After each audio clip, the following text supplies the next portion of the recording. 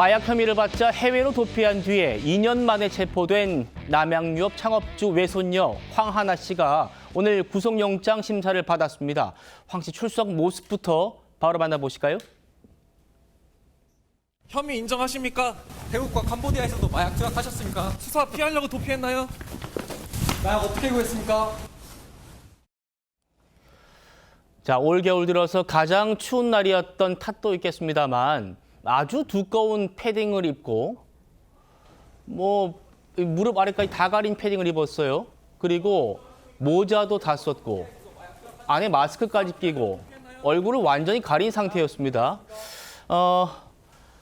법원 안에 들어가서는 카메라를 발견했는지 자 이렇게요. 고개를 획 또 돌리는 엘리베이터 안에서까지 획 돌리는 모습 포착됐는데 평론가님 3년 전에는 그 얼굴도 드러내고 일부입니다만 과거와 단절하겠습니다 이렇게 고개를 숙이기도 했는데 오늘은 아무 말도 안 했어요. 그러니까 카메라가 본인 촬영하는 것 같으니까 카메라를 외면하는 그런 모습을 보였습니다. 지금 황하나 씨가 대중에게 모습을 드러낸 게 교양 프로그램에 3년 전에 출연했던 적이 있어요. 이후에 3년 만의 일인데 과거에는 대중에게 뭔가 사과를 하는 것 같은 그런 제스처를 취했죠. 그러면서 재기 의지를 보이기도 했습니다.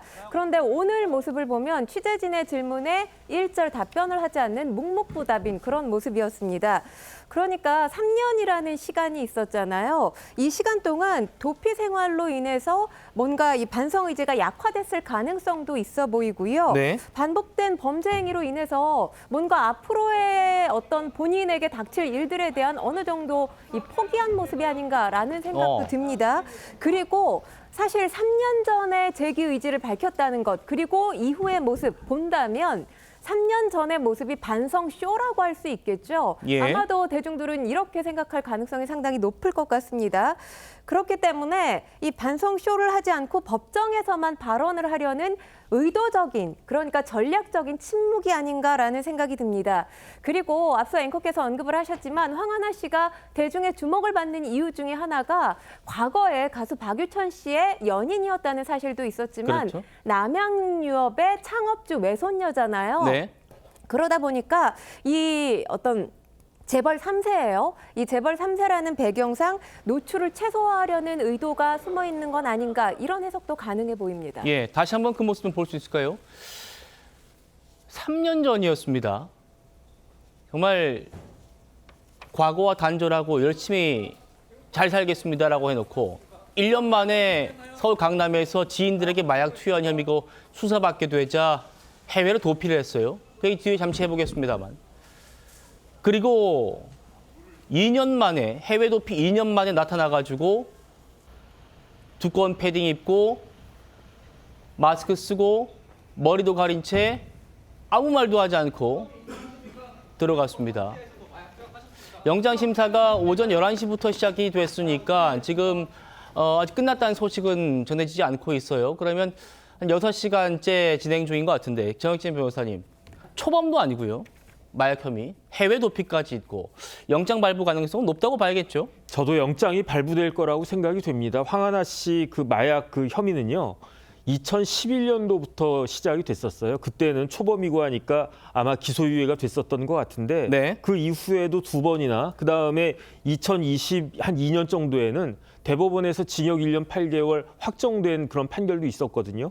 그런데 2023년에도 혐의가 드러나가지고 쭉 수사를 받다가 작년 2월에 황하나 씨가 돌연 출국을 했어요. 그런데 이게 이제 이상하다고 생각하는 게 왜 출국 금지가 되지 않았는가 이런 이야기도 있었지만 결국은 태국으로 출국을 했었거든요. 네. 그러다가 24일 아침에 이제 귀국을 한 건데 이렇게 도피까지 했었으니까 범죄 혐의도 거의 명확한 것 같고 도주를 했으니까 도주 우려는 당연히 더 있다고 봐야 될 것 같고 네. 그렇다라고 하면 이번에도 구속영장은 피하기 어렵지 않겠나 그런 생각 듭니다. 변호사님, 캄보디아 프놈펜 공항에서 이제 자진 귀국 형식이라지만 잡혔어요. 그리고 이제 한국으로 이제 송환됐고 오늘 이 조사 영장 심사 전까지 경찰서 유치장에 있었거든요. 네네. 그러면 저 옷이요. 저렇게 두껍게 머리까지 가릴 수 있는 패딩 저런 거는 누가 주는 겁니까? 뭐 가족들이 그 차입을 갖다 해줬겠죠. 그래가지고 저런 식으로 이제 영장실질 심사에 임하게 됐는데 아마 오늘이 가기 전에 결과는 나오지 않을까 그렇게 생각이 됩니다. 알겠습니다. 좀 지켜보도록 하겠습니다.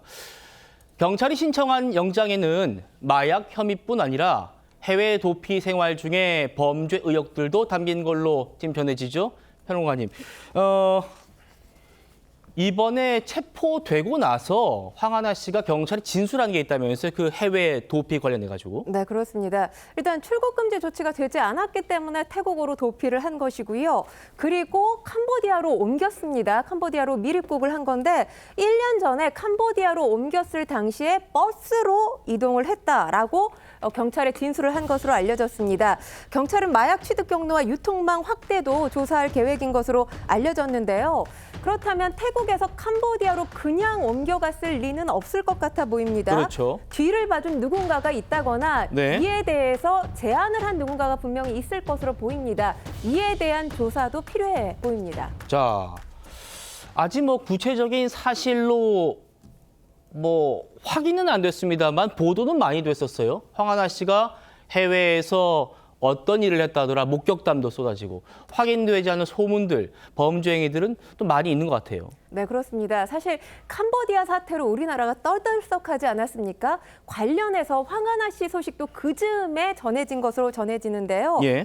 여러 매체가 관련 보도들을 내놨습니다. 그 보도들을 말씀드리면 황하나 씨가 수년 전부터 캄보디아에서 고위급 인사들과 어울리면서 유흥업소에서 파티를 즐기고 있다. 이런 보도가 나오기도 했었고요. 네. 관련 목격담이 상당하다라고 합니다. 그리고 중국 부호의 아이를 임신했다는 소문도 캄보디아 내에서 있었다라고 전해지고 있습니다.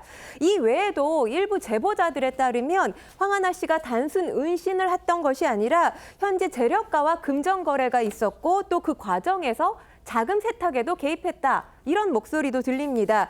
또 여기에 성매매, 알선 등의 불법 행위에 연루돼 있다라는 주장이 있기는 합니다만 네. 관련 주장들 아직까지 공식적으로 확인된 사실은 없는 것으로 전해집니다.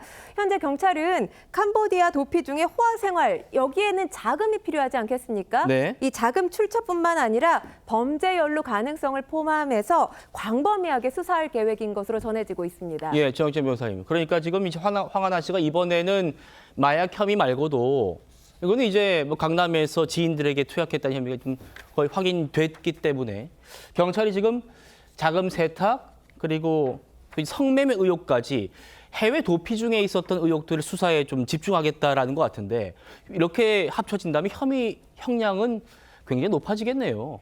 일단은 마약부터가 이게 초범이 아니니까 지난번에 조금 전에 말씀드렸다시피 징역 1년 8개월 실형으로 대법원까지 와서 확정이 됐었단 말이죠. 이번에는 그거보다 더 높아질 가능성이 굉장히 높고 네. 그다음에 성매매나 이제 자금 세탁 이런 문제는 사실은 태국인지 캄보디아인지에서 해외에서 이루어진 거니까 아마 현지 경찰이나 인터폴 등의 공조가 있어야 될 것 같은데 그렇군요. 그게 확정이 된다라고 하면 확인이 된다라고 하면 징역 한 5년 정도까지도 가능하지 않을까? 저는 굉장히 좀 그 심각한 범죄다라는 생각이 드는데 예. 제가 이해가 되지 않는 부분은 어떤 부분이 이해가 되지 않냐면요.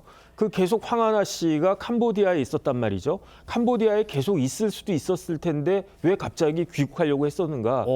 그 부분은 2년 만에 자진 귀국했어요. 그렇죠. 왜냐하면 캄보디아 같은 데는요, 그 범죄자들이 그 숨어있기가 우리나라 같은 데보다 훨씬 그 용이하거든요. 그러니까 황하나 입장에서는 계속 있으려고 했으면은 계속 캄보디아에 머물 수도 있었을 텐데 그렇군요. 왜 갑자기 스스로 변호인 통해서 귀국하겠다라고 하고 실제로 귀국을 했는가? 혹시 캄보디아에 더 이상 머무르지 못할 어떤 뭔가가 있었던 것이 아닌가 이런 부분들이 저는 궁금한데 그러네요. 뭐 경찰이나 수사기관 조사 결과 밝혀지지 않을까 그런 생각 듭니다. 알겠습니다. 황하나 씨가 갑자기 2년 만에 자진 귀국을 택한 이유가 뭔지 그 부분도 수사로 밝혀져야 될 부분 같습니다.